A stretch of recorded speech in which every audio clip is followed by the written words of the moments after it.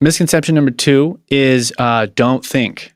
Worst advice possible for a beginner or intermediate improviser is don't think. But there's a caveat, because usually the people giving this advice are correct. Like, they're not wrong. So when you're at, the stereotype is you're at a drum clinic watching an incredible drummer, and someone goes, what's going through your mind as you're playing this completely insane stuff? And they go, nothing.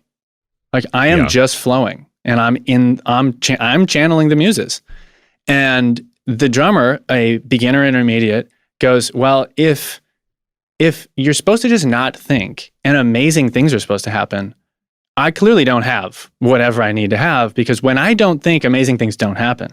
The problem is the master drummer on stage has already done all the work to automate all the patterns. They have crazy melodic, vocabulary. They have it all in there. And at that arrival point, it's true that you can go into flow mode and pretty much turn your brain off and watch the show, and amazing things happen. But 99.9% of drummers do not have that level of facility. Yeah. And a beginner or an intermediate drummer needs explicit instructions. And there's so many useful things they could do. Like we talked about creative exercises. We could sit here and think about creative exercises for hours that would build the ability to move between options. Like we said in the beginning, like improvising is moving between options, rearranging pieces. There could be a lot of real technical work that they do, but it requires thinking. The other thing is with don't think, when you're drumming, even when you get to a place, and a lot of my students get to this place after just a couple courses where whatever vocab we've built within the confines of that sort of subset, I call it, they're able to improvise pretty freely and kind of listen to the show. They can't play everything in the world, but they can play like a lot of improv within this area.